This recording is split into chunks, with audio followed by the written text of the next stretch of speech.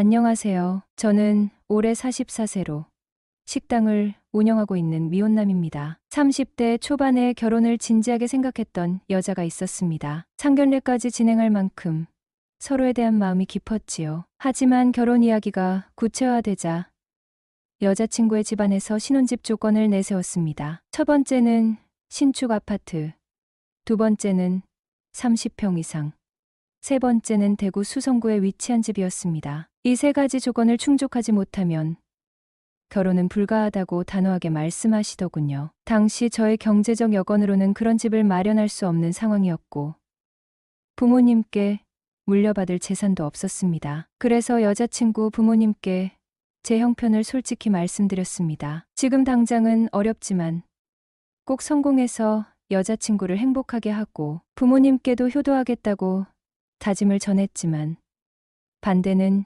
여전히 완고했습니다. 결국 이 반대는 끝내 설득되지 않았고 우리는 헤어지게 되었습니다. 그녀는 헤어진 지 채 1년도 지나지 않아 선을 본 남자와 결혼을 했고요. 그 후 저는 약 10년을 외부와 연락을 끊고 일만 하며 살아왔습니다. 성격이 내성적이고 낯을 가리는 편이었는데 이 사건이 저에게 더 큰 상처를 남기고 말았습니다. 당시 돈은 없지만 내가 행복할 수 있게 노력하겠다는 자신감 있는 모습을 제대로 보여주지 못한 것이 평생 한으로 남았습니다. 반면 스스로에게 묻곤 합니다. 곱게 자란 외동딸이 나와 결혼해 평생 고생하는 것보다 경제적으로 안정된 사람과 편안하게 사는 게 더 나은 길이었을까?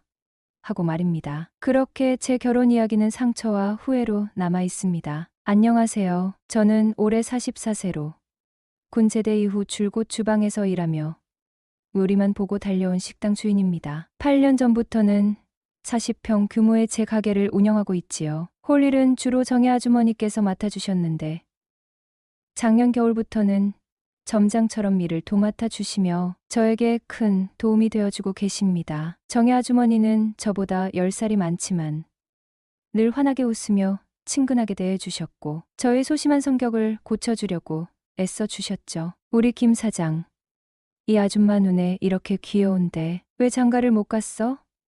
하며 저를 격려해 주던 모습이 생각납니다. 정혜 아주머니는 일을 마치고 동네가 같은 저를 차로 집 앞까지 데려다주는 길에 종종 젊은 총각이랑 데이트하는 것 같다며 커피를 사서 근처 공원에서 단둘이 시간을 보내기도 했습니다. 그러면서 자연스럽게 연애 이야기를 꺼내고 제 마지막 연애가 언제였는지 묻기도 했지요. 저는 7년 전 결혼 직전까지 갔던 인연을 떠올리며 이후로는 연애한 적이 없다고 했고 그녀는 그저 웃으며 나중에 이 아줌마가 다 도와주게 하며 챙겨주곤 했습니다. 그러던 어느 날 직원들과 여름 휴가 뒤풀이 자리에서 정혜 아주머니를 뵌 순간 괜스레 빈말처럼 요새 더 예뻐지신 것 같다고 했는데 정혜 아주머니는 얼굴을 붉히며 환하게 웃으셨습니다. 아유, 젊어 보이고 싶어서 피부과 좀 다녔거든. 보톡스도 맞고. 그 말 해줘서 고마워요. 그녀는 늘 환한 모습이었지만 속사정을 듣다 보니 무거운 책임을 지고 살아온 분이었죠. 남편은 2년 전 사고로 세상을 떠났고 남은 자식 둘을 위해 꿋꿋이 살아가는 분이었습니다. 그날 뒤풀이 자리가 끝난 후 우리는 다정히 소주 한 잔을 나눴고 한참을 이야기하다 노래방으로 자리를 옮겼습니다. 어색한 분위기가 싫어서 다른 동네로 갔는데 구석진 자리에 앉아 조용히 노래를 부르며 즐거운 시간을 보냈습니다. 그러다 그녀가 옆에 와서 노래 좀 찾아달라며 넋자리를 권했고 마주한 그녀의 눈에서 묘한 떨림을 느꼈죠. 정혜 아주머니와 함께 노래방에서 시간을 보내던 그날 서로의 마음을 확인한 후부터 우리 사이는 한층 더 가까워졌습니다. 그날 이후로 아주머니는 더 자주 저를 챙겨주기 시작했고 저는 그런 그녀가 점점 더 편안하게 느껴졌습니다. 얼마 지나지 않아 아주머니가 점심에 미리 만들어 놓은 도시락을 챙겨와서는 우리 김 사장 잘 먹으라고 만든 거예요 하며 건네주기도 했죠. 따뜻한 도시락 속 잘 익은 소불고기와 그녀가 정성스럽게 무친 나물들이 담겨 있었습니다. 저는 뭔가 먹기 아까워서 잠시 멈칫하다가 이거 직접 만드신 거예요? 라고 묻자 그녀는 부끄러운 듯 웃으며 그럼요. 누가 만들어준 줄 알았어요? 라고 장난스레 말했죠. 서로에 대한 마음이 깊어지면서 그녀는 하루하루 제 곁에 더 큰 존재로 다가왔습니다. 한 번은 주방에서 힘든 하루를 보내고 있었는데 그날따라 갑자기 기운이 빠지더라고요. 정혜 아주머니는 제가 지친 모습을 보고는 주방 뒤편에 마련된 작은 휴식 공간으로 저를 데리고 갔습니다. 그리고는 제가 말리기도 전에 제 어깨를 툭툭 두드리며 여기서 잠깐 쉬어요라며 믹스커피 한 잔을 건네줬죠. 커피 한 모금을 마시며 저는 자연스럽게 그녀에게 힘들었던 일들을 털어놓게 되었습니다. 아주머니는 제 이야기를 하나하나 다 들어주며 조용히 그래도 김 사장님은 참 멋진 사람이에요. 나이도 어린데 이렇게 식당을 꾸려나가고 내가 자랑스럽게 여기는 김 사장이라고요 라고 말해주었습니다. 그녀의 말 한마디 한마디가 제게는 큰 위로였고 고마움에 자꾸만 마음이 흔들렸습니다. 한 번은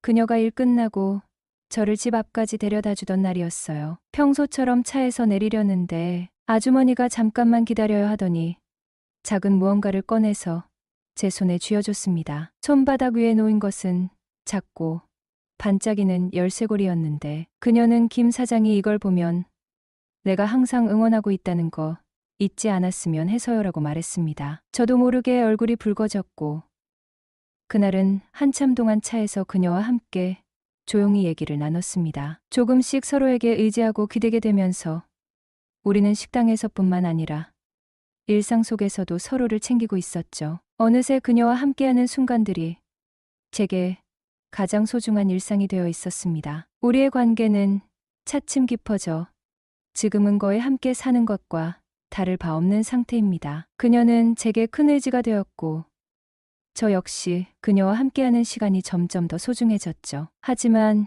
이 관계를 둘러싼 현실은 만만치 않았습니다. 그녀의 자식들은 저와의 재혼에 단호히 반대하고 있습니다. 이유는 단순합니다. 제가 총각이라는 점. 그리고 나이 차이가 너무 크다는 것. 거기에 더해 어머니가 저와 함께하면 결국 불행할 거라고 생각하는 것 같습니다. 자식들은 엄마가 혼자 사는 편이 훨씬 행복할 거라고 믿고 있죠. 심지어 자식들은 아직 저와 만나보려고도 하지 않았습니다. 그러니 저라는 사람에 대한 이야기를 꺼내기조차 곤란한 상황이죠. 특히 딸은 제게 이렇게 말했습니다. 엄마가 이 사람과 재혼하면 우리도 나중에 결혼할 때 새아버지라는 존재를 대체 어떻게 설명해야 할지 모르겠어요. 그 말이 가슴에 꽂히더군요. 자식들 역시 세상살이의 복잡함을 알아가는 시기라는 게 느껴져서 더더욱 그 마음이 이해됐습니다. 사실 자식들의 걱정은 틀린 게 아닙니다. 저도 부유한 편이 아니고 같이 살면 분명 고생스러운 부분이 있을 겁니다. 결혼은 물론이고 결혼 이후의 생활까지 고려해야 하는 이 시대에 자식들 입장에서